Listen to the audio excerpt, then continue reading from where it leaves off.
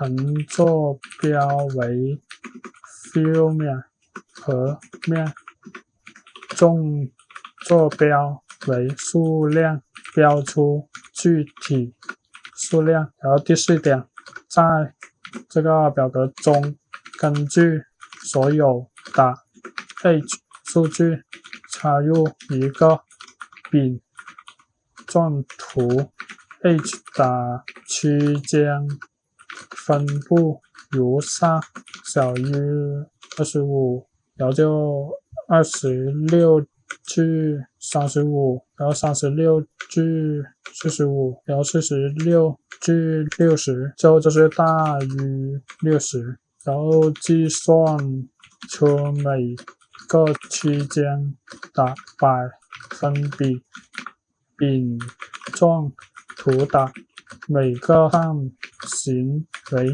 每个区间的百分比。第5点，然后也是在这个表格中，根据所有的 age 和这支付方式 payment 插项 net 的数据插入柱状图，横坐标为 age 区间分布如下。我们也是跟前面这个一样，数据粘贴过来。纵坐标为数量，标出具体数量。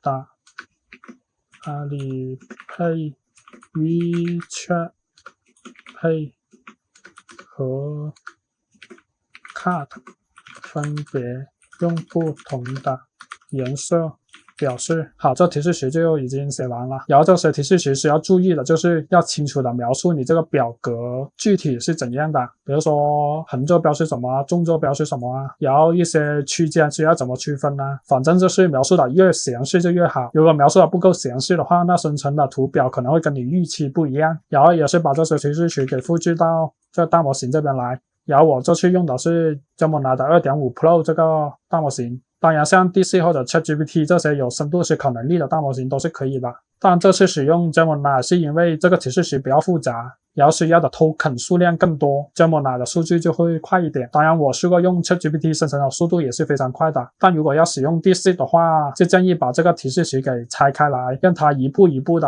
去生成代码，而不是整段发送，然后把这个提示词给发送出去，就等待它生成就可以了。 Later. 好，生成了，我们来整体看一下它返回的全部内容。